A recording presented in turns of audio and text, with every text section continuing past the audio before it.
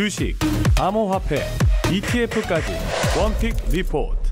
코스피 많이 올라가는 건 너무 반기는 투자자분들이 많이 있지만은 사실 과거 같으면 코스피가 이렇게 올라가게 되면은 $1 환율은 아무래도 외국인들이 이제 많이 들어와서 한국 주식을 사주는 만큼 조금 안정되고 빠졌었는데 최근에는 $1 환율이 코스피가 엄청 잘 가는데도 불구하고 안 빠지고 있습니다. 그러다 보니까 또 실제 1,460원 대까지 올라오면서 이러다 1,500원 되는 거 아니냐 이런 이야기들이 지금 맞아요. 나오고 있는데 환율이 어떻게 일단은 이거부터 먼저 물어볼게요. 네. 대표님 보시기에는 환율 1,500원 우리가 올해 눈으로 목격하게 될까요? 전 갈 것 같아요. 아 그래요? 네. 이게 그 여러 이유가 있는데 그냥 제일 딱딱한 이유를 먼저 대자라고 하면은 지금 달러 금리가 원화 금리보다 높아요. 그렇죠. 네, 네. 그렇기 때문에 사실 계속 자금이 달러로 갈 확률이 훨씬 높고요. 그러면 뭐 원화를 팔고 달러를 사는 케이스가 되니까 환율은 한국으로 치면 지금 1,460에서 1,500 혹은 그 이상으로 갈 수 있을 것 같고 사실 저는 한국 금리랑 미국 금리랑 빨리 좀 비슷하게 조정이 되면 그 속도가 조금 줄어들겠지만 훨씬 나을 것 같다라는 생각이 들고 또 다른 하나는 이제 예전에는 한국의 수출 기업들이 굉장히 큰 흑자가 나긴 하지만 그 흑자가 난 거를 한국으로 보통 들고 왔거든요. 근데 지금은 사실 흑자가 나는 거를 현지에서 재투자하는 경우들이 많아요. 그리고 어차피 또 현지에서 좀 투자하게 돼 있지 않습니까? 맞아요. 지금 뭐 트럼프랑 협정 맺은 것도 그렇고. 네. 그러니까 사실 국내 기업들이 흑자가 많이 난다고 하더라도 그 돈이 한국으로 잘 덜 들어오는 거죠. 예전보다. 그러니까 이게 더 들어와야 되는데 이런 부분들이 조금 지금 옛날과는 좀 차이가 났다라는 생각은 들어요. 그러네요. 네. 지금 우리 대표님이 1,500원 뭐 충분히 가능성 있다 이렇게 얘기를 해 주셨는데 네. 뭐 사실 듣기에 따라서는 좀 충격이기도 하고 우리가 간과하고 있었던 걸 딱 지적을 해 주셨습니다. 아, 그렇죠. 저희가 딱 깜빡 까먹고 있었는데 지금 미국의 기준금리는 뭐 3.75에서 4%, 우리나라는 2.5니까 이미 뭐 상당한 차이가 있고 네. 그리고 지금 보통 미국의 기준금리를 선행한다고 하는 미국의 단기 국채금리나 또 우리나라의 기준금리를 선행한다고 하는 우리나라의 단기 국채금리가 우리나라 같은 경우는 기준금리보다 높고 미국은 반대로 미국의 기준금리보다 단기금리가 낮습니다. 이 얘기는 어떻게 보면은 오히려 우리나라는 금리를 더 낮출 수 있는 여력이 지금 없는 상태고 뭐 여러 가지 이런 이유들도 있는데 금리가 어쨌든 간에 이제 1,500원도 어느 정도는 우리가 생각은 좀 하고 있어야 된다 이런 얘기인데 이러면 환율이 이렇게 계속해서 뭐 폭등까지는 아니지만 높은 수준을 유지하고 올라가는 국면에서 좀 우리가 투자하면 좋을 ETF 뭐가 있을까? 일단은 달러 자산으로 된 ETF를 가져가셔야 되고요. 두 번째는 환해지를 하는 상품은 저는 뭐 지금뿐만 아니라 장기적으로 해외 투자하실 때 특히 선진국 투자할 때 환해지하는 상품은 안 하는 게 맞는 것 같아요. 네, 이게 뭐 제 예전 경험도 좀 그렇긴 하지만 우선은 올라갈 때는 지금처럼 뭐 이렇게 움직이는 경우들이 있고 환해지 안 하는 게 더 낫죠. 두 번째는 시장에 급락하는 충격이 왔다라고 하면 그땐 또 사실 또 원화가 또 한번 위로 출렁거려요.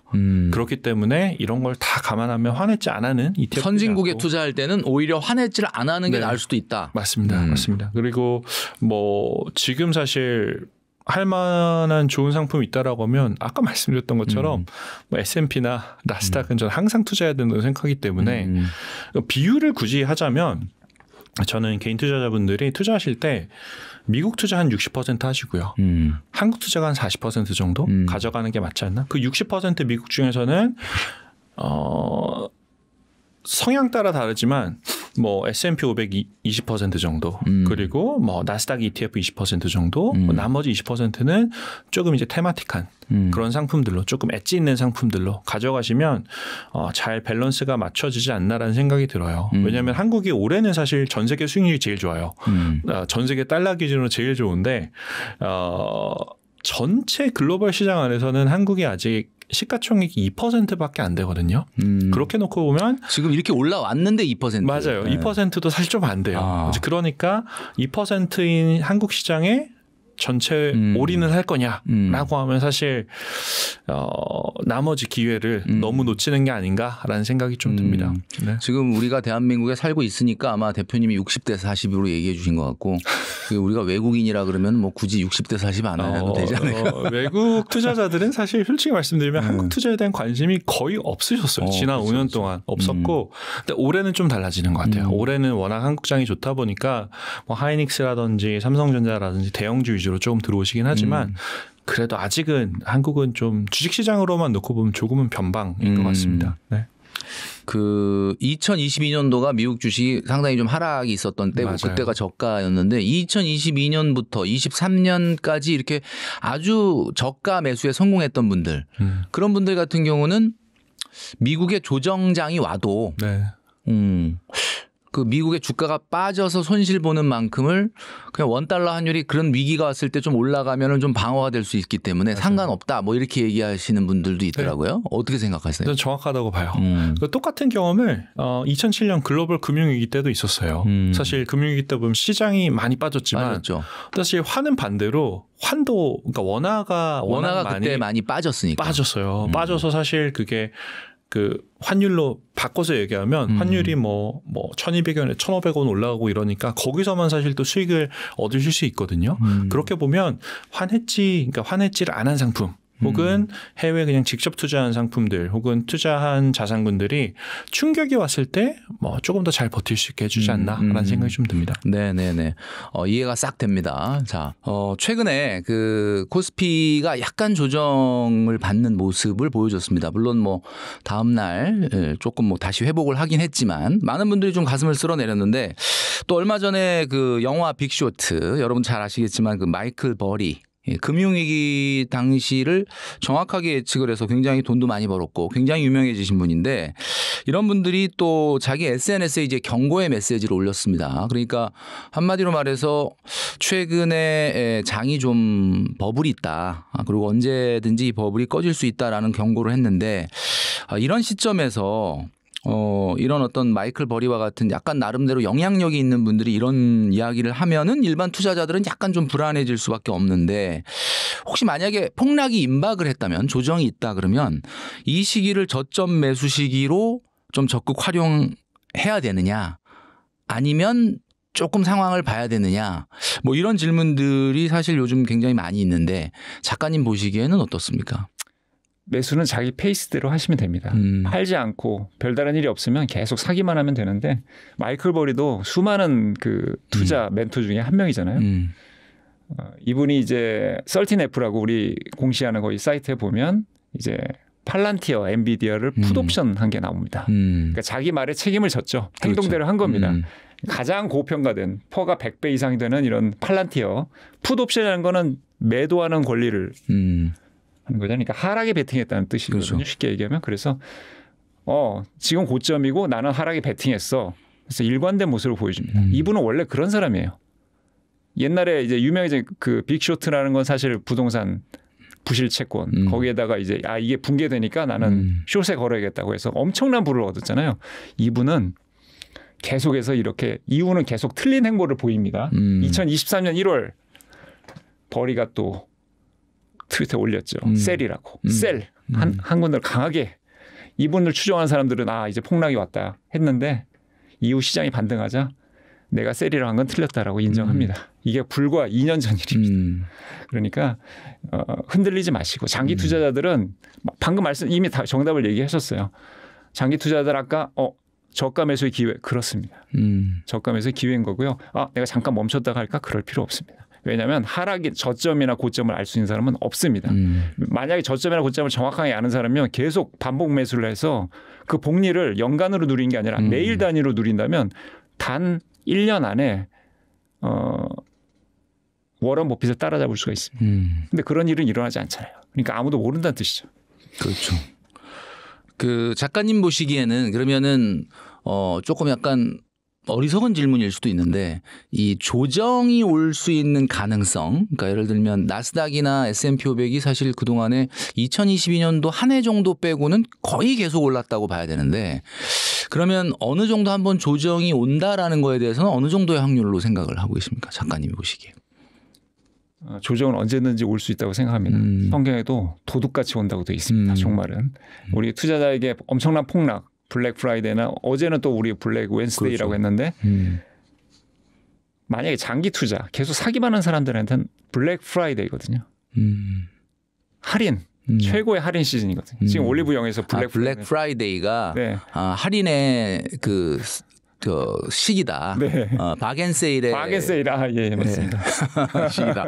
예, 굉장히 좀 의미 있는 인사이트 있는 이야기인 것 같습니다. 그리고 이제 언제든지 이런 조정이 올 수 있고 사실 주식시장에서는 어떤 일이 일어나도 사실 이상하지 않다라고 말씀해 주셨는데 두 가지 관점에서의 궁금증이 있어요. 그러니까 예를 들면은 지금 최근에 AI 버블론이 있는데 AI라고 하는 이런 특정 산업에 대한 문제 회의론으로 조정이 올 거냐 아니면 미국 경제 자체의 어떤 경기 침체나 부진이나 금융위기나 이런 걸로 올 거냐. 그러니까 우리가 흔히 얘기할 때 뭐 체계적 위험이냐 비체계적 위험이냐 뭐 이런 논쟁인데 작가님이 보시기에는 뭐 당장은 아니라 하더라도 내년 초에 이런 미국 시장에 조정이 온다면 AI에 관련된 이번에 마이클 버리가 얘기한 건 아마 AI 산업 섹터에 대한 문제를 얘기한 것 같은데 그런 쪽으로 오게 될 가능성이 높은지 아니면 미국 경기 전반적인 문제로 시장이 충격을 어느 쪽이 더 확률이 높다고 보십니까? 지금 미국은 어떻게 보면 하드웨어를 버리면서까지 소프트웨어를 갖고 그 정점이 지금 AI 투자거든요. 그래서 사실은 AI가 버블이 오면 미국 경제도 붕괴될 가능성이 매우 높죠. 근데 저는 지금 웩더독이 다시 좀 스물스물. 그러니까 이 전체 어떤 금융 투자 업계에서 보면 채권이 가장 큰 시장이고요. 그 다음에 주식 시장인데 최근에 이제 선물 옵션 시장이 매우 커지고 있습니다. 우리나라는 이제 너무 그게 과도하게 가갖고 약간 금지한 상태인데 지금 커버드 콜이나 이런 전략을 통해서 옵션 거래가 굉장히 늘고 있거든요. 이런 변동성이 앞으로 당분간 올 수 있다고 감안하셔야 됩니다. 그러니까 꼬리가 몸통을 흔드는 우리가 여기서 꼬리는 이제 옵션 시장이 되겠죠. 이 옵션이 엄청 커지면서 저는 이 붕괴도 이 금융시장 쪽에서 이렇게 오지 않을까 새로운 형태로서. 그러니까 사람들이 어느 순간에 이제 이 투자에 되게 심플하잖아요. 주식 투자. 그다음에 ETF 이런 건 매우 심플하잖아요. 어떤 좋은 종목 그런 종목의 분산 투자. 그렇지만 옵션은 이게 하는 사람들도 점점 헷갈리기 시작하고요. 서브프라임 모기지 사태처럼 이 금융이 너무 커지면서 이 몸통을 흔들게 될 수 있거든요. 그래서 AI 여기는 지금 돈을 버는 곳이잖아요. 네. 물론 이제 투자한 것만큼 못 번다 해서 뭐 오라클 같은 경우 마진이 좀 떨어지니까 폭락이 왔었는데 그런 폭락들은 건전한 조정이라고 우리가 얘기를 하잖아요. 그런데 금융시장의 조정은 붕괴가 될 수 있는 거니까 매우 위험하고요. 예. 미국에서 이제 부동산 부실 대출이 터졌을 때는 이게 감당이 안 되고 다 망가진다고 생각했고 이 금융시장 완전히 끝난다고 생각했거든요. 그렇다면 이번 선물 옵션 시장이 너무 커져버리면 그러니까 실체가 없는 어떤 선물 시장이 너무 커져버리면 이제 그런 유동성이 커지고 우리가 감당할 수 없는 붕괴가 올 수도 있겠죠. 말씀해 주신 내용을 정리를 해보면은 아무래도 AI 산업 자체의 회의론이나 문제 때문에 어떤 조정이나 위기가 올 가능성은 생각보다 이렇게 높지 않다 이렇게 이제 저는 이해를 하는데 워렌 버핏도 이런 이야기를 했습니다. 30년 정도는 투자를 해야 된다. 물론 이분이 이제 뭐 나이도 굉장히 많으시고 하니까. 근데 이제 일반적인 분들한테는 이게 뭐 받아들일 수 있는 시간인가 이런 생각이 들기도 해요. 폭락이 오더라도 과연 몇 년 정도까지 팔지 않고 유지할 수 있을까 이런 생각을 해보는데 우리 작가님이 보시기에는 최소한 몇 년 정도 그걸 유지를 해야 된다 이렇게 생각을 하시나요? 뭐 모른다. 이거는 뭐 개인이 잘 파악해야 된다. 이렇게 하면 좀 성의가 없을 것 같아서 저는 네. 개인적으로 그냥 제 개인적으로 예. 저는 이제 그 얘기를 듣고 싶은 거니까. 저는 이제 최소 10년. 제가 그렇게 작정을 하려고 하거든요. 아 10년이요? 네, 10년. 왜냐하면 제 은퇴 시기도 하겠지만 뭐 당장 내일 일은 모르지만 어쨌든 그렇게 제 계획을 잡은 거니까 이제 저도 50대에 돌아서서 이제 10년을 봐야 되는 상황이고 젊은 2030 세대들은 20년 이상 길게 보시면 되는 거니까 사실 그 투자 기간은 남은 여생 혹은 은퇴 시간 뭐 이렇게 본인의 만으로 생각하시면 되거든요. 그래서 가급적이면 팔지 않으셨으면 좋겠고 매도한다는 것은 바로 내가 폭락이 오기 전에 팔 수 있다는 어떤 교만? 신념? 이런 거에 가깝거든요. 그래서 그랬다면 뭐 날고기에는 펀지 매달 항상 뭐 큰 투자에서 일할 필요가 없겠죠. 다 전업주로 나섰겠지. 그게 증거입니다. 그래서 투자는 계속 해야 되는 거고 내가 뭐 큰 병에 걸렸어. 누구를 가족을 도와야 돼. 뭐 이런 큰 돈이 필요하지 전까지는 그냥 계속 매수하면 되잖아요. 그래서 제가 배당주나 배당 ETF를 강조하는 거는 분배금이 평소에 나오니까 그걸로 하고 현업에 충실하시고 내가 좀 별도로 쓸 돈은 그 분배금으로 그러기 위해서는 자산을 많이 모아야 되는 거니까 그게 이미 모아진 사람들은 뭐 하셔도 되죠. 마이클 버리처럼 뭐 빅쇼트를 하셔도 되고 하지만 우리 일반 분들은 계속 인플레이션 시대에서는 계속 자산을 불려가야 됩니다. 네. 10년이라고 말씀해 주셨습니다. 영상 보시는 많은 분들 좀 잘 참고하시면 좋을 것 같고 최근에 AI 섹터가 이끄는 미국 증시 우리가 눈으로 보고 있고 또 그것에 날개를 달아준 게 바로 또 ETF입니다. 그러다 보니까 최근에 너무 급성장한 이 시장이 약간 최근에 뭐 버블 논란 뭐 이런 것들이 좀 살짝 있었어요. 그래서 혹시 이제 이런 것들에 대한 궁금증도 있는데 지금까지는 AI가 정말 이끄는 메가 트렌드다라고 얘기할 수 있는 그런 장세인데 혹시 이런 주도주들이 앞으로 살짝 좀 바뀌거나 뭐 이럴 수 있는 가능성이 있을까요? 어떨까요? 저는 개인적으로 안 바뀔 거다라고 생각을 하고 있습니다. 네. 사실 뭐 중간중간 충격은 오겠죠. 지금 지난 뭐 몇 주간 봤던 것 같은 충격은 오겠지만 AI 관련주 같은 경우는 지금 주식시장의 상승을 이끌고 있고요. 또 동시에 지금 주식시장을 지탱하고 있는 강력한 테마예요. 뭐 최근에 이제 많이 언론에서 나왔었던 빅쇼트, 마이클 버리 같은 경우가 네. 고평가다라고 하면서 이제 얘기를 했지만 실제로는 사실 이제 본인이 포지션을 좀 다 접고 회사를 청산하는 케이스가 왔던 것처럼 이제 그 버블론으로 시장에 충격이 올 수는 있지만 사실 그거는 센티먼트, 그러니까 감성 혹은 감정의 문제인 거지 실제 기업들의 펀더멘탈이 뭐 나빠지는 건 전혀 아니에요. 어떻게 보면 점점 더 계속 펀더멘탈이 좋아지고 있는 게 실적에서 증명이 되고 있는데 오히려 지금 조금씩 하락했던 뭐 그런 부분들 같은 경우는 장기적으로 봤을 때는 좀 건전한 조정일 수도 있다라고 생각을 하고요. 그리고 또 AI 같은 경우는 투자를 하지 않는 게 솔직히 너무 큰 위험이라고 저는 생각을 하고 있어요.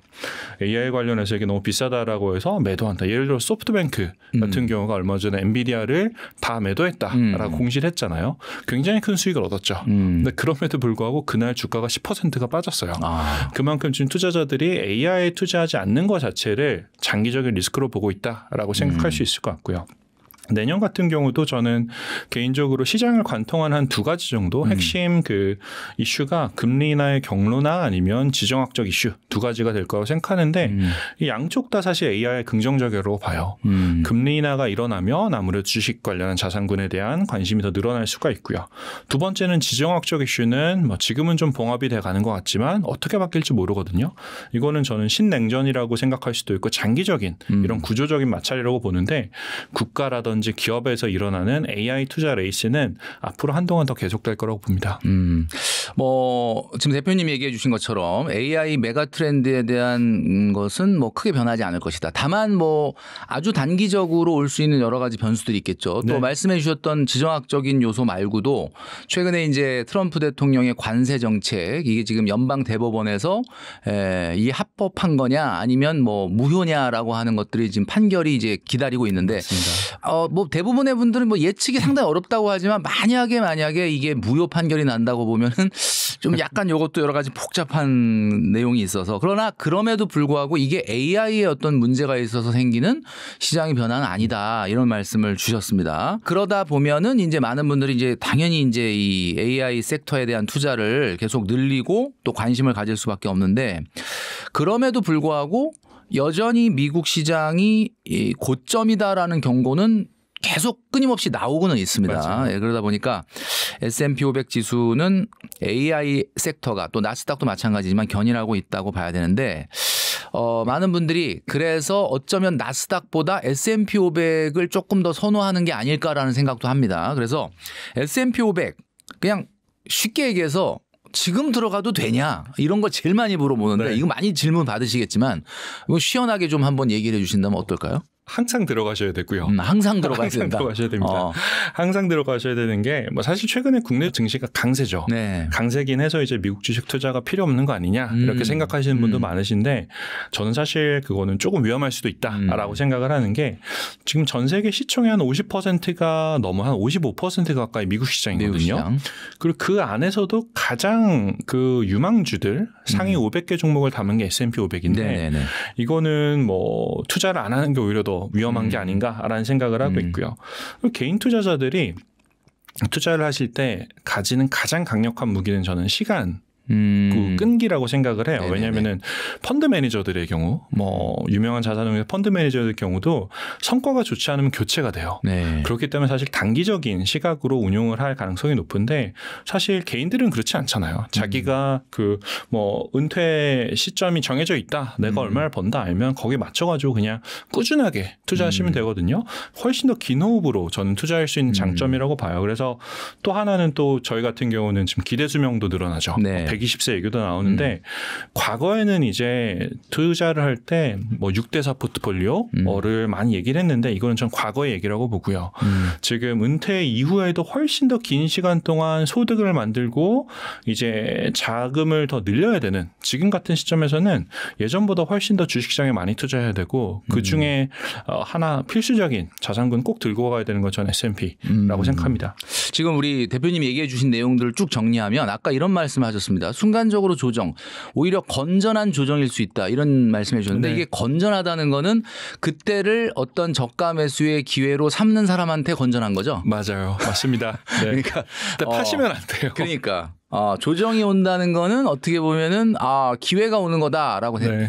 얘기를 해주시는 거고 그다음에 이제 또 하나는 지금 사도 되냐 지금 살 때냐라고 할 때 항상 사야 된다 이런 네. 말씀을 해주셨어요. 뭔가 좀 울림이 있는 얘기 같습니다. 항상 사야 된다 이런 이야기를 해주셨습니다. 그리고 S&P 500이 어떻게 보면은 미국 시장이 아까 55%? 네, 전 세계 55%. 전 세계 55%. 네. 그 중에서도 가장 핵심적인 거 500개이기 맞아요. 때문에 그 부분에 대한 투자는 여러분의 페이스로 계속 가셔야 된다. 그러니까 사실 저도 이제 그런 인터뷰하면서 그런 얘기를 많이 듣는데 한 10년의 관점으로 투자를 하면은 너무 명확해지는데 맞아요. 대부분의 투자자들은 10년의 관점이 아니라 1년의 관점으로 보니까 이게 위험한 거 아니야 이렇게 생각을 하게 되는 것 같습니다. 최근 슈드 탈출은 지능순이다라는 말이 나올 만큼 평가가 엇갈리는데 슈드에 대해서 어떻게 보시나요? 슈드는요. 최근에도 제 주변에서 많은 분들께서 ETF 뭘 사면 좋으냐 많이들 말씀을 하십니다. 그래서 저는 일반적으로 S&P 500 ETF를 추천을 합니다. 그런데 몇 번 얘기를 하다 보면 이분에게는 S&P 500보다 슈드가 괜찮을 수도 있겠다 이런 생각을 합니다. 왜냐하면 조금 전에도 말씀을 드렸지만 주식 투자라든지 어떤 투자 자체 펀드라든지 단 한 번도 안 해보신 분이거든요. 그런 분들의 경우에는 사실 처음 투자하시면 계속해서 매일매일 주가의 변동, MTS를 키고서 매일매일 보실 거예요. 그래서 오늘은 얘 올랐어요. 오늘은 얘 내렸어요. 이걸로 정말 한 달 정도는 빠져 계실 겁니다. 그러면서 지금 같은 경우에는 시장이 좋기 때문에 괜찮겠지만 분명히 언젠가 또 시장의 하락장이 옵니다. 만약에 한 달 내내 하락하는 그런 시장들 자주 나타나거든요. 그럴 경우에는 음식을 전폐하고 끙끙 앓고 직장생활도 손에 안 잡힐 수가 있습니다. 그래서 그런 분들께는 슈드는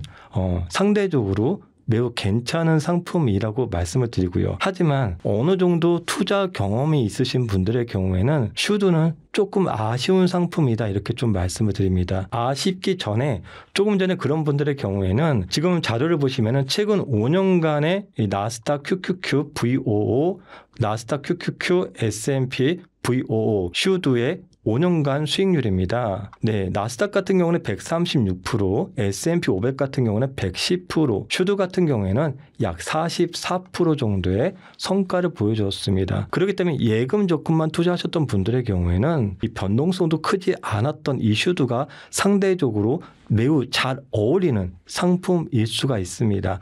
하지만 어느 정도 투자 경험이 많으신 분들의 경우에는 이렇게 슈드가 좀 갑갑할 수도 있습니다. 최근 1년간의 수익률만 본다면은 QQQ의 경우에는요 21%의 성과를 보여주었고 S&P 500 같은 경우에는 13%입니다. 한편 슈드는 약 8%의 성과를 보여줬습니다. 마이너스 8%의 성과를 보여줬던 거예요.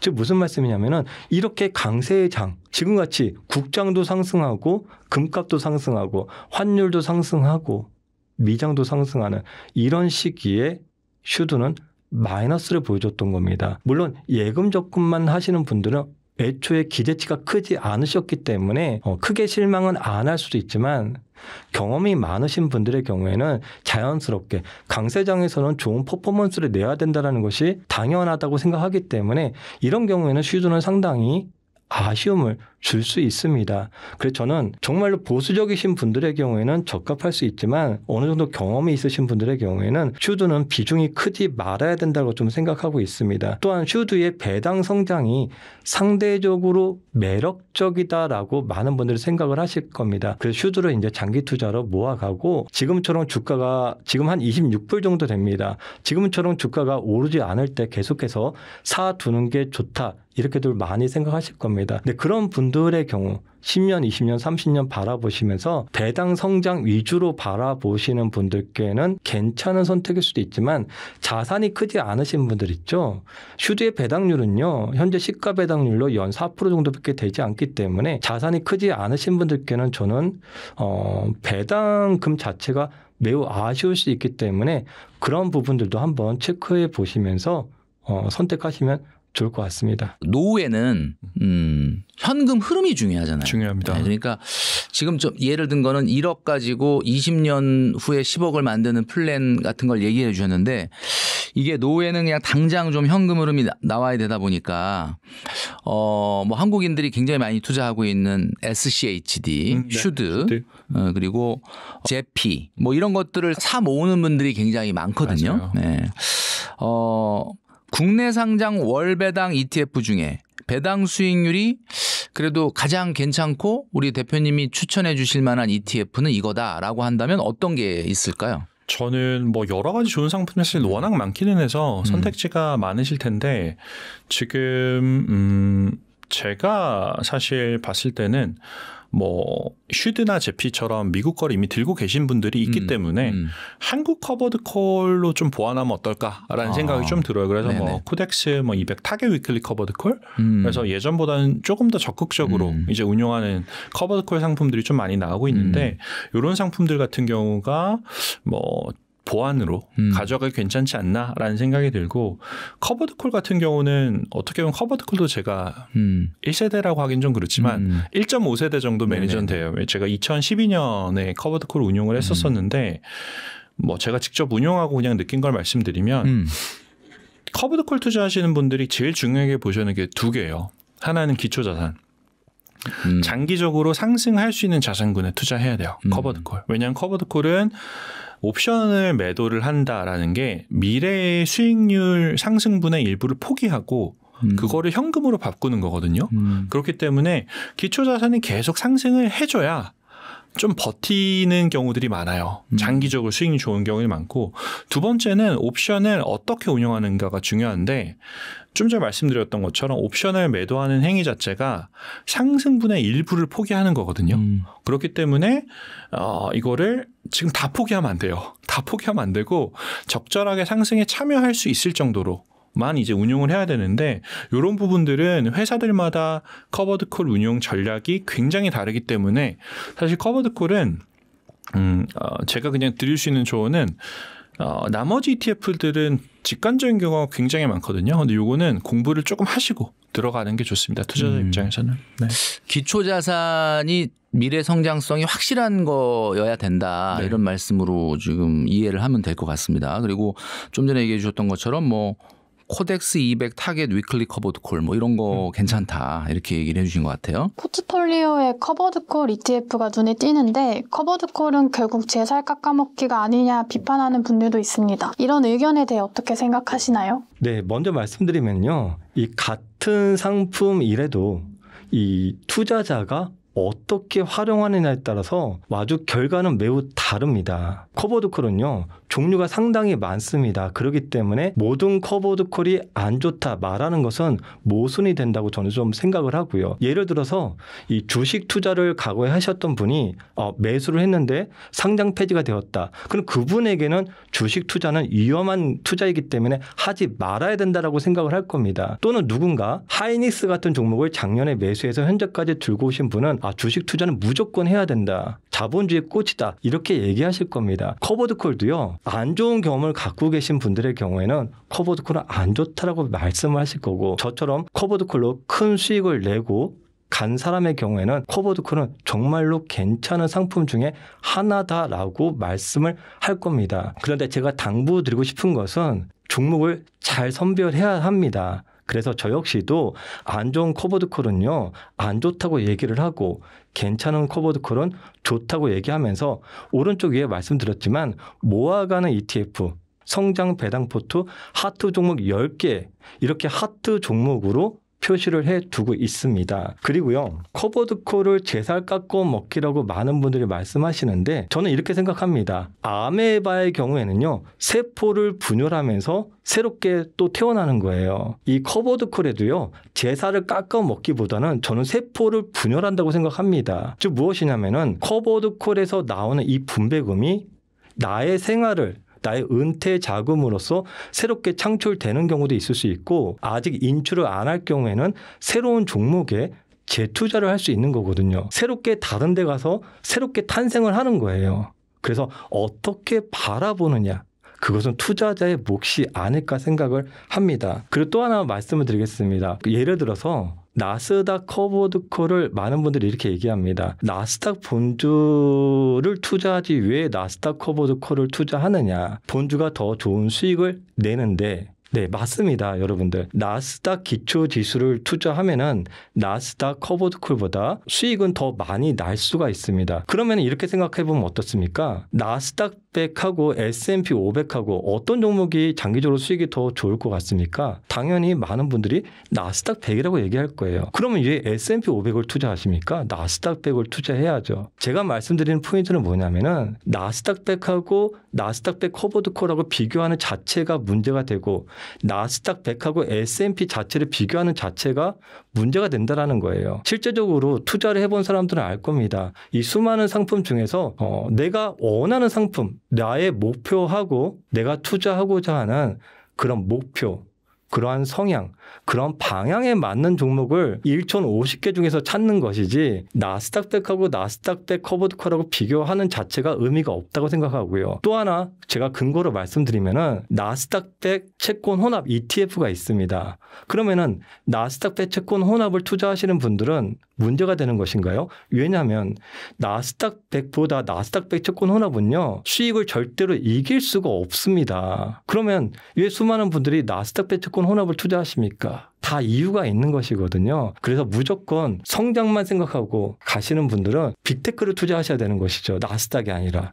그래서 모든 것은요 생각하기 나름이고 남을 비판하는 것은 상당히 좋지 않다고 생각합니다. 본인의 성향하고 맞지 않은 상품이라고 전체적인 프레임을 걸어가는 것은 상당히 좋지 않은 그런 발언이라고 저는 좀 생각을 합니다. 그리고 하나 더 말씀드리면은 진정한 배당주라고 해서 여러분들이 생각하시는 것은 바로 SCHD, 슈드라고 많이들 말씀을 하십니다. 진정한 배당주의다. 나의 노후를 대비해주는 현금 흐름에 아주 중요한 핵심 코어다라고 많이들 말씀하시는데 최근 2년간 나스닥 100 커버드콜하고 슈드하고의 토탈 리턴 수익을 한번 비교해 보시면은 어떤 것이 더 좋은 성과를 냈는지는 결과로서 나올 겁니다. 그러면은 배당을 사랑하시는 분들 또는 슈드를 사랑하시는 분들이 이렇게 얘기할 거예요. 10년 후에 보자 이렇게 얘기를 많이 하십니다. 그런데 저는요 이렇게 말씀드립니다. 10년 후에 보면요 이미 늦습니다. 여러분들. 우리가 평생 살아가는 것도 아니고 10년이란 기간 동안에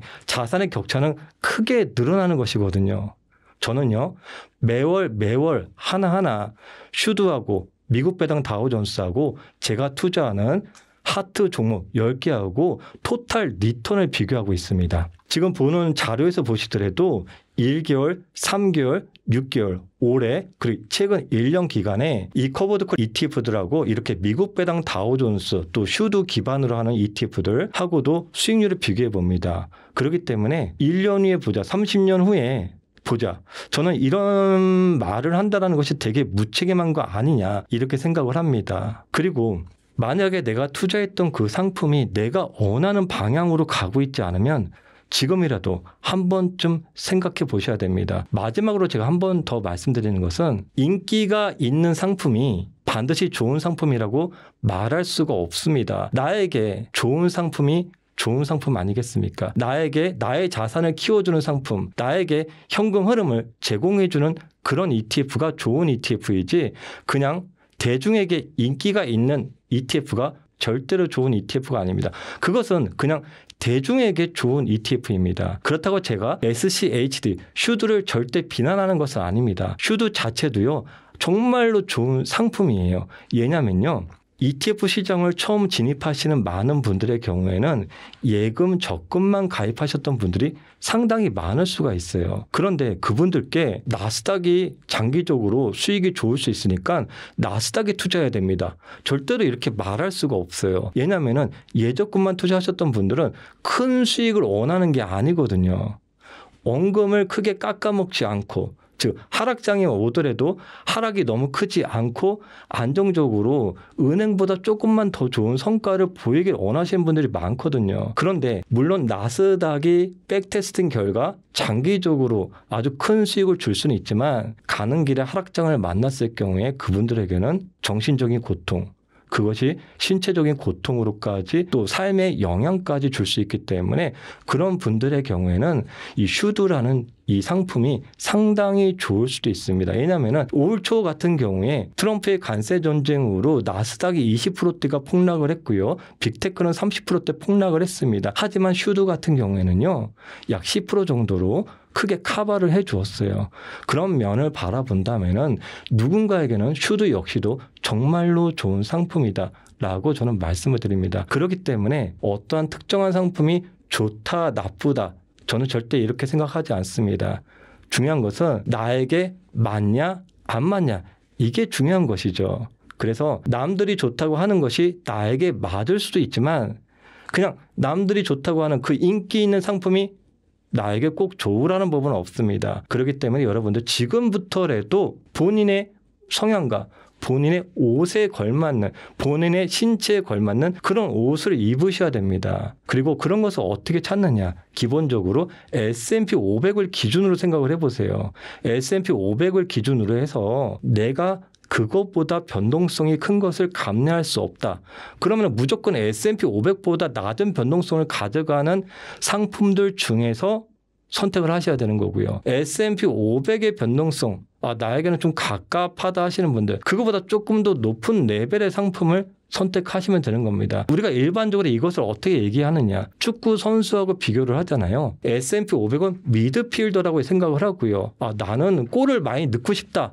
그러시면은 공격수로 포지션을 바꾸셔야 되는 거고, 나는 골은 적게 넣더라도 최소한 평균 정도는 가고 싶다. 그럼 미드필더 아래쪽으로 수비 위주로 포트를 구성하면 됩니다. 그럼 어떤 것이 공격수이고 어떤 것이 미드필더이고 어떤 것이 수비수인지 이것을 모른다면은 이것은 어렵지 않아요. 제가 오늘 또 여러분들께 보여드리는 이 자료에 다 들어가 있기 때문에 조금만 여러분들이 집중해서 보신다면은 오늘 이 시간에 공격수, 미드필더 그리고 수비수까지 여러분의 신체에 걸맞는 옷을 발견하실 수도 있습니다. 지난 인터뷰에서 제피, 제피큐 이런 걸 활용해가지고 배당으로 한 1억 만드는 포트폴리오, 요게 아주 이 부분에서 굉장히 많은 댓글도 있었고 그다음에 주목을 많이 받았습니다. 그래서 1억 만드는 포트폴리오를 그 당시에 소개시켜 주셨는데 이 포트폴리오에 대해서 물론 그 사이에 약간 변경이 됐을 수도 있고 아닐 수도 있는데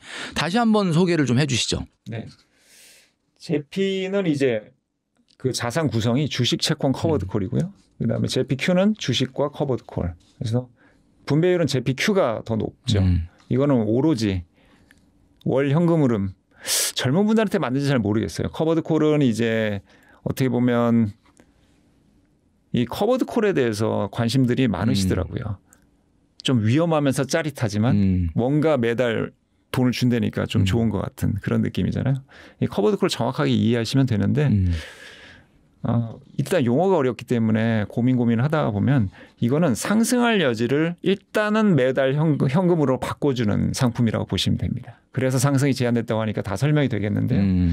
이거는 이제 주식 자산이 있으면 그만큼 이제 콜옵션 매도라는 건데 그만큼 그러니까 주식을 덜 갖고 있다 보니까 상승할 때 덜 오르는 거거든요. 근데 하락할 때는 이 옵션 거래를 통해서 매달 인컴을 주는 거니까 방어하지 못하지만 손실을 일부 보전한다 이렇게 보시면 됩니다. 그래서 이거를 이제 1억에서 5천만 원씩 JP와 JPQ에 나눠서 시작을 하는데 매달 50만 원을 추가로 붓습니다. 그러니까 1억에 50만 원을 추가로. 네. 그래서 10년 후에는 각각 2억 1천, 3억 6천이 되는데 그래서 JP에서 나오는 10년 후 월 현금 흐름이 129만 원 정도. 그다음에 JPQ는 더 위험하니까 576만 원 정도입니다. 아무래도 더 위험 자산 비중이 높아서 그런 거거든요. 그래서 700만 원이 되는데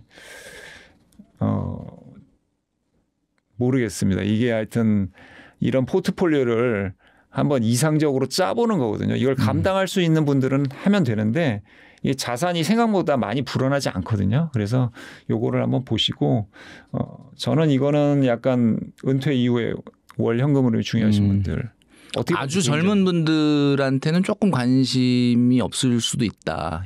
어쨌든 지금 추천해 주시는 젊은 분들한테 추천하지 않는데 젊은 분들이 관심을 많이 가졌으면 예. 네, 아무래도 이제 나오니까. 돈이 좀 나온다는 어떤 그런 네. 그런 부분. 네.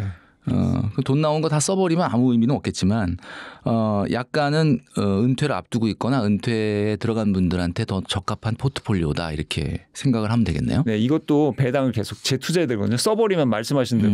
그러니까 이게 기본 코어는 소비 절약이거든요. 그렇죠. 그러니까 우리 돈줄남 콘텐츠를 많이 먼저 보시고 거기서 이제 네. 그 돈을 갖다가 나는 투자하는 게 행복한 분들이 이쪽으로 가셔야 되는 게 맞는 것 같아요. 맞아요. 소비에서 오는 성취의 100%는 안 되겠지만 그래도 일부를 내가 뭔가 절제하면서 거기서 절제한 걸 또 수익률로 생각하시는 성취감이 좀 반드시 필요하다. 맞습니다.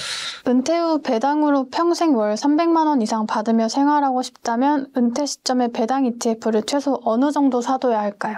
네, 은퇴 시점에 ETF를 처음 투자하시는 것은 상당히 아쉽습니다.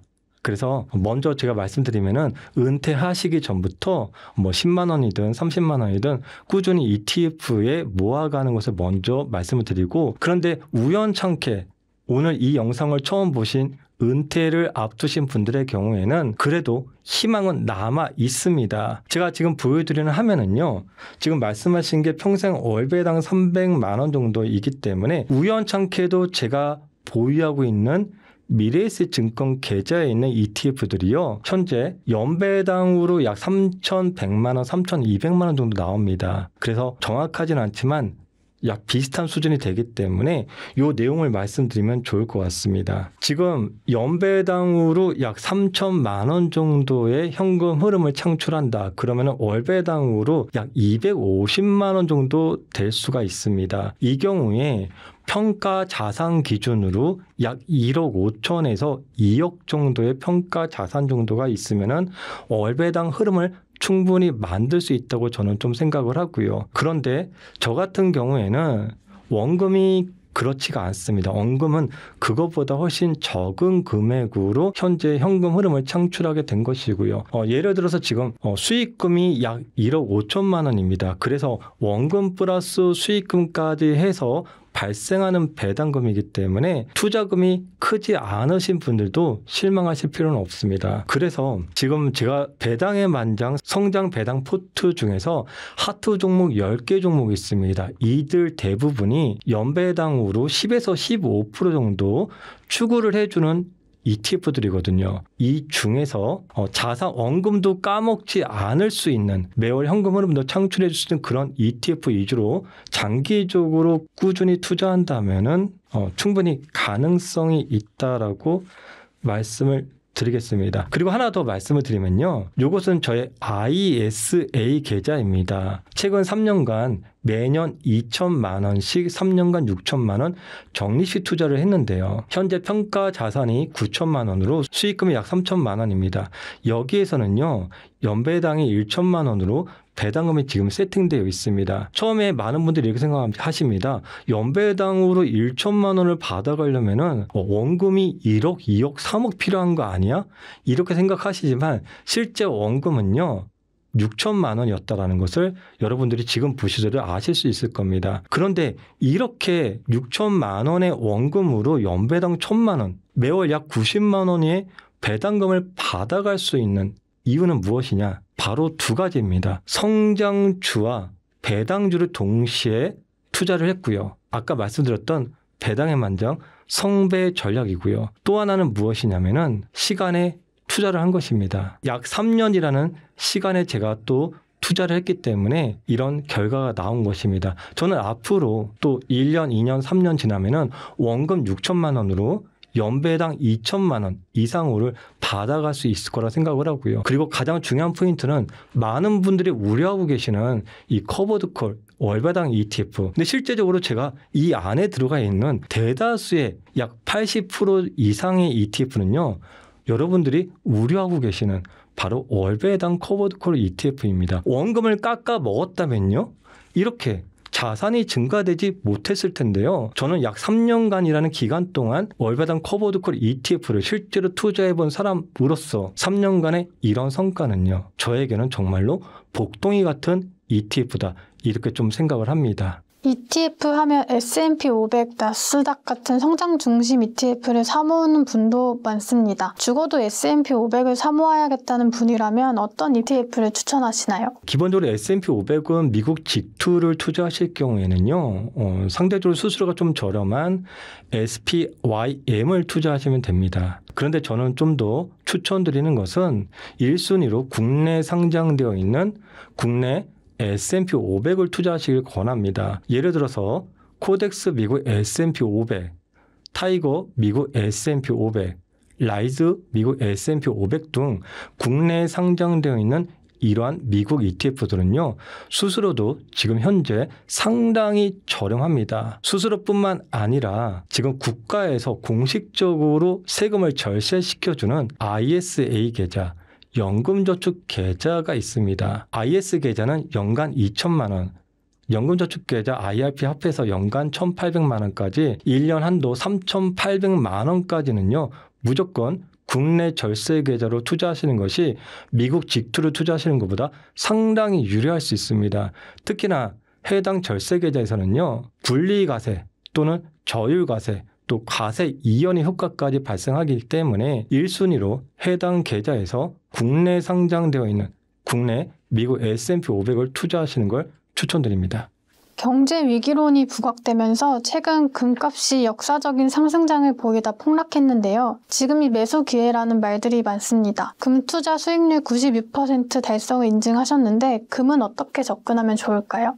금투자 같은 경우는 자산의 일부로 좀 담아놓고 있을 뿐입니다. 왜냐하면 금은 메인이 될 수가 없습니다. 단지 제가 금을 일부 포트에 이렇게 담아서 투자했던 이유는요. 진짜 투자를 해보신 분들은 다 아실 거예요. 포모가 발생하는 시기가 있습니다. 무엇이냐면은 코인이 상승하면 코인을 사고 싶고 금이 상승하면 금을 사고 싶고 국장이 폭등을 하니까 또 국장을 사고 싶거든요. 이렇게 열풍이 불면은 뒤늦게 따라가고 싶은 것이 사람의 마음이고 그것이 바로 포모라고 얘기를 합니다. 저는 그냥 포모 방지용으로 금을 사두었는데 운이 좋게도 좋은 성과를 보여줬던 것입니다. 물론 금 같은 자산도요. 장기적으로 우상향해주는 자산이기 때문에 하락을 했을 경우에는 하방이 제한되어 있는 상품입니다. 그렇기 때문에 우리가 하방이 제한되어 있는 상품의 경우에는요. 하락을 할 때마다 분할 매수를 해주고 마지막으로 여러분들이 시간에 투자하시면은 장기적으로 인플레를 이길 수 있는 그런 상품이 될 거라고 생각을 합니다. 중요한 포인트는 바로 열풍이 불기 전에 투자를 해야지 좋습니다. 그런데 제가 10월 달에 백화점을 들렀는데요.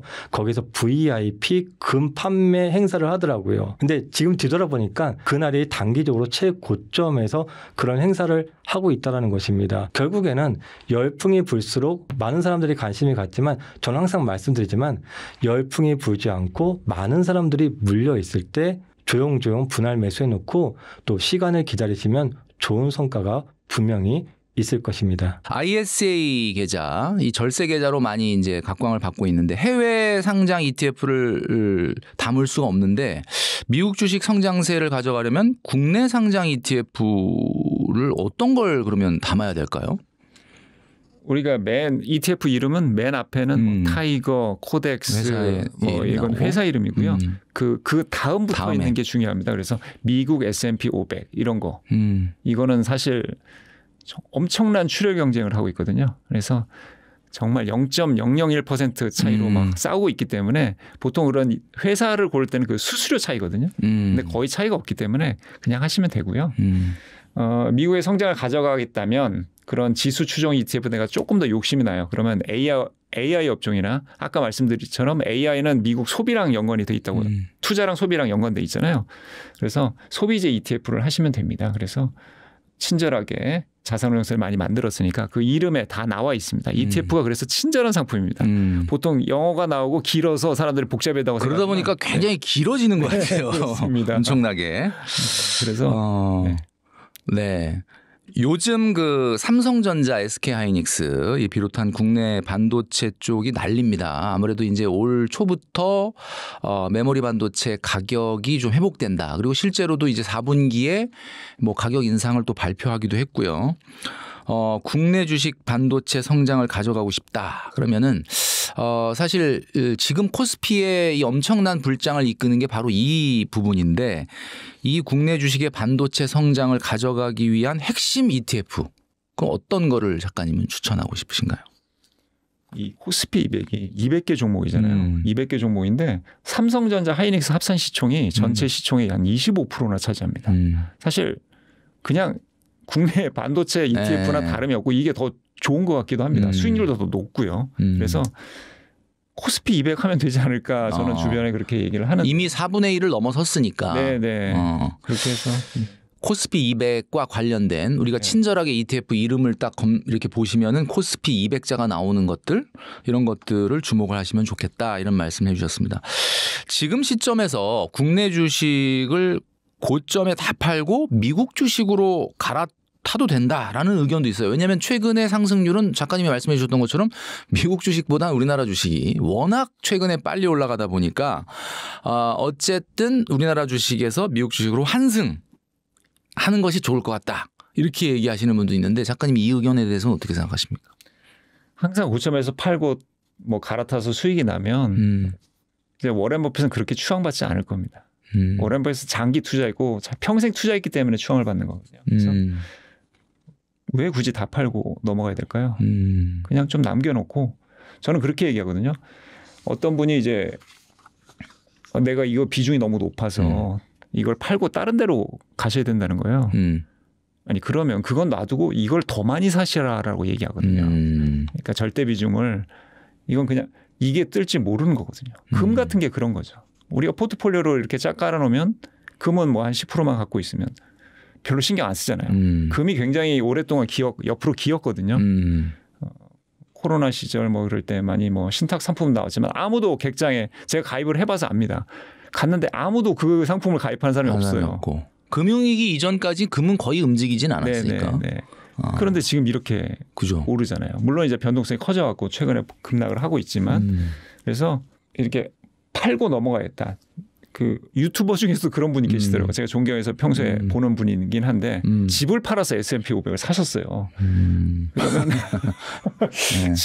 집을 팔아서 S&P 그냥 집을 놔두고 주식을 더 많이 사면 되지 않을까요? 네, 하여튼 딱 그 지금 작가님 비유가 딱 느낌이 오네요. 네네. 그러니까 집 얘기를 하니까 느낌이 딱 오네요. 네네. 아마 그런 쪽으로 인사이트를 생각하시면 될 것 같습니다. 네. 우리나라에서는 이게 이제 아무래도 투자를 하다 보면 세금 문제가 발생을 하다 보니까 ISA 계좌가 뭐 투자하시는 분들한테는 또 각광을 받기도 합니다. IS 등 이 절세 계좌, 그러니까 해외 상장 ETF를 이제 담을 수는 없고 ISA에는 이제 국내 상장 ETF를 담아야 되는데 미국 주식의 성장세를 그대로 가져가려면 그러면 국내 상장 ETF 중에 우리 대표님 보시기에 어떤 거를 좀 담는 게 좋겠다라고 생각하시나요? 저는 사실 뭐 한국에서 뭐 코덱스 뭐 S&P 500이나 나스닥 100 같은 경우는 이미 많이 하시고 있으실 것 같아요. 네. 그래서 하시고 있는 거 말고 최근에 제 눈에 좀 들어오는 ETF가 하나 있었는데 그 코덱스에서 나온 미국 휴머노이드 로봇 ETF라고 있더라고요. 그래서 사실 AI 같은 경우는 최근에 기술 개발의 방향성을 보면 최근 몇 년 동안은 뭐 챗봇에서 더 진화한 LMM, 뭐 라지 랭귀지 모델 같은 것들이 화두가 됐다면 이제는 거기서 한 자국 더 나가서 피지컬 AI라는 게 화두가 돼요. 피지컬 AI라는 게 사실 뭐 훨씬 더 쉬운 말로 바꾸면 로봇에다가 AI를 입힌 거거든요. 옛날에는 로봇을 그냥 다 프로그램 코딩해서 조건별로 요렇게 되면 요렇게 했던 걸 이제 AI로 자체적으로 판단하게 시키는 건데 이제 피지컬 AI로 넘어가는 시점에서는 제일 중요한 것 중에 하나가 저는 로봇공학이라고 생각을 해요. 그리고 저희 생각보다 훨씬 더 빨리 저희 삶에 들어올 가능성이 있지 않나라는 생각을 하고 있어서 뭐 테마형 상품 같은 경우는 포트폴리오에서 너무 많이 담는 건 좀 위험하긴 하지만 전체 자산의 10% 내외 정도를 이런 뭐 휴머노이드 로봇 ETF 같은 것들 투자하면 뭐 남들보다 조금 더 빨리 은퇴에 가까워지는 방법이 될 수 있지 않을까라는 생각해 볼 수 있을 것 같아요. 그러니까 지금 대표님이 얘기해 주신 휴머노이드 ETF라고 하는 거는 사실은 많은 사람들에게 알려져 있진 않는 분야니까 말씀드린 대로 좀 약간 장기적인 시각으로 생각하고 투자를 해야 되겠죠. 그죠? 맞습니다. 네. 맞습니다. 이런 것들을 ISA 계좌에 좀 담는 것들이 좋겠다 이렇게 말씀을 해 주셨습니다. 좀 전에 이제 금값을 얘기해 주셨으니까 금이 사실 이제 금융위기 이전에는 뭐 그렇게 그닥 가격 변동이 없다가 금융위기 이후에 사실 뭐 엄청난 유동성이 풀리면서 뭐 사실 굉장히 위기 상황 때마다 올라가서 지금 뭐 어마어마한 가격이 됐는데 이런 역사적인 상승장을 보이다가 최근에 조금 또 조정이 있었어요. 말씀해 주신 대로 좀 변동성이 생겼는데 12년 만에 가장 큰 폭으로 또 하락하기도 했고 이때 좀 금 ETF를 담아놓는 게 좋지 않겠냐라는 의견이 많아서 또 최근에는 금 ETF가 또 인기가 있습니다. 금 ETF에 대해서 어떻게 말씀해 주실 건지. 제가 책에 그 ETF끼리 합쳐서 분산 투자하는 방식을 제시했는데 그중에 금이 좀 몇 % 정도? 그때는 뭐 33%였는데 제 아내가 그걸 샀습니다. 그래서 아내가 지금 똑같은 질문을 했어요. 그래서 떨어졌으니까 사라고 너무 오르는데 부담스럽지 않았냐? 그런데 조금 이거 수익 손실이 나서 약간 화가 나는 모양이더라고요. 근데 어차피 현금은 가만히 있으면 인플레이션 녹아내립니다. 예적금은 녹아내는 아이스크림을 냉동실이 아닌 냉장고에 있는 거거든요. 그러면 서서히 녹습니다. 불어나는 건 아니고 녹는 것만 조금 지체할 뿐이다. 그렇습니다. 정확하게 이해하시는데 덜 녹겠지만 여전히 녹겠죠. 그래서 금 같은 경우는 이제 스태그플레이션이라고 하잖아요. 인플레이션 상황도 안 좋지만 인플레이션 상황에서도 그러니까 인플레이션에다 고용도 나쁜 최악의 경기 상황이거든요. 그래서 공식입니다. 스태그플레이션 상황에서 가장 최고 넘버원 자산은 금입니다. 금밖에 안 오르거든요. 그래서 근데 금을 하시려면 보관 비용이 많이 들고요. 골드바 같은 거에서 불안하잖아요. 금고를 사거나 아니면 뭐 은행에 맡겨야 되면 또 그렇고 실물로 보유하면 또 수수료도 많이 떼입니다. 그래서 ETF로 하시면 비용도 낮고 잘 추정하니까 하시면 되는데 제가 이게 질문을 보내오셔서 제가 미리 좀 조사를 해봤는데 코덱스 금 액티브가 있고요. 에이스 KRX 금 현물 ETF 요 양대 산맥이 있으니까 이런 어떤 어떤 상황에서도 우리가 준비가 돼 있어야 되잖아요. 이런 와중에 우리가 금을 자산으로 갖고 있을 수 있는데 이걸 ETF로 담을 수 있고 심지어 개인연금, 퇴직연금에 담을 수 있으니까 엄청 좋은 거죠. 게다가 요거는 또 우리 원화 가치로 계산되기 때문에 환차익이 나중에 생길 수도 있습니다. 그래서 포트폴리오에 어떤 비중이냐는 본인의 판단이지만 반드시 포트폴리오에 다무라고 저뿐만 아니라 많은 세계적인 경제 멘토들도 얘기하고 있으니까 한번 이 기회에 한번 잘 들여다보셨으면 좋겠어요. 더구나 네. 하락했으니까. 네.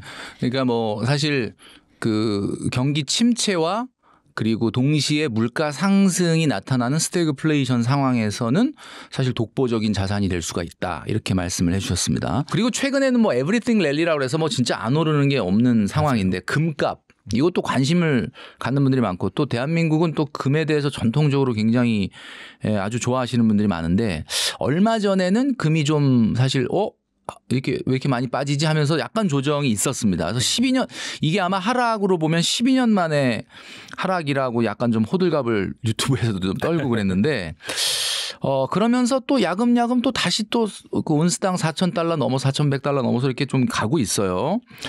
이 기회에 금 투자를 나서고 싶었던 분들도 네. 떨어졌을 때 살까 하다가 다시 이렇게 스물스물 올라가니까 또 이게 머리가 또 복잡해집니다. 이럴 때 금 투자 어떤 방법으로 하는 게 좋을까 이걸 대표님한테 한번 여쭤본다면 어떻게 조언해 주시겠습니까? 지금 글로벌 투자은행들 보면 내년도 금 전망이 거의 다 굉장히 강해요. 좀 긍정적으로 엄청나게 긍정적으로 온스당 5,000불 이상까지 보는 하우스들도 있어요. 온스당 5,000불? 네, 뭐 6,000불까지도 좀 보는 데들이 있는데 레인지로 보면 그 배경 중에 하나가 올해만 지금 그 월드뱅크 자료였는데 올해만 2025년 3분기까지 전 세계 중앙은행들에서 금을 800톤 가까이 순매입을 했어요. 이것도 사실 좀 전에 말씀드렸던 미국이 나머지 나라들과의 관계가 비즈니스적인 관계로 변하면서 미국 국채를 보유하던 거가 줄어들고 이제 금이 매입되는 그런 모습이 지금 나타나고 있다라고 중앙은행들이 금을 많이 보유하려고 하는 정책을 펼고 있다. 맞습니다. 맞습니다. 이거는 저는 앞으로 지속될 거라고 봐요. 당분간 3에서 5년은 지속될 것 같은데 그럼 이때 사실 금 투자하실 분들이 선택지가 두 개죠. 하나는 이제 실제로 사서 보관하시는 실물. 뭐 한국이든 미국이든 ETF로 보관하시는 거, 뭐 코덱스나 나머지 상품도 굉장히 많은 걸로 아는데 실제로 사서 가지고 있는 거는 보관하는 것도 좀 불안하고 도난 위험도 있고 어떻게 될지 모르죠. 집에 화재라도 나면 그렇죠. 뭔가 이제 문제가 생기는데 관리들의 문제가 있어서 사실 그거보다는 금 ETF에 투자하는 게 훨씬 낫지 않나. 금 현물 ETF요. 금 선물보다는 금 현물 ETF를 사셔야 되고요. 그 대표적인 게 이제 뭐 코덱스 금 액티브 뭐 이런 거. 네, 그런 것들. 네, 그런 것들이 이제 충분히 고려하셔야 되는 것 같다라는 생각이 들고요. 또 하나 좀 더 나간다라고 해서 지금 빠졌으니까 나 반등을 좀 더 빨리 캐치하고 싶어 라고 하시는 분들도 계시거든요. 이제 그런 분들을 이제 찾아보실 수 있는 거는 이건 한국엔 없는데 그 반액이라는 미국 ETF 운용사에서 나오는 GDX라는 ETF가 GDX. 요거는 금 광업주에 투자하는 ETF예요. 그래서 보통 금 가격이 1% 상승하면 금 광업주가 한 2에서 3% 오르거든요. 금 가격 대비 더 빨리 올라요. 더 빨리 오른다. 왜냐하면 금 광업주는 기업이니까 주식도 있지만 채권도 발행하잖아요. 그러니까 주식 투자자 입장에서는 채권 발행한 것만큼이 레버리지 되는 거랑 비슷해요. 그러니까 이 금 레버리지 같은 느낌이 나네요. 약간 그런 느낌입니다. 그래서 이제 보통 항상 그런 건 아니지만 금이 한 1% 오르면 금 광업주 2, 3% 가까이 오르고 그리고 그렇기 때문에 단기 반등을 좀 강하게 타겠다라고 하시는 분들은 금 광업주도 괜찮을 수 있고요. 이거는 사실 뭐 제가 추천드리고 싶지는 않지만 레버리지도 되게 많이 찾으세요. 그래서 마이크로 섹터라는 데서 나온 GDXU라는 상품은 금 광업주 3배거든요. 이게 지금 올해 제가 좀 전에 체크하고 480% 올랐는데 올해만? 올해만. 네. 연초 이후로. 올해가 아마 금이 한 100몇 % 정도 올랐을 텐데 네. 480%는 거의 3배 이상. 3배 이상 올랐어요. 근데 요거는 이제 뭐 장기 보유하는 상품은 절대 아니니까 그냥 요런 게 있다라는 식으로 그냥 아시기만 하면 좋을 것 같아요. 네네네. 네.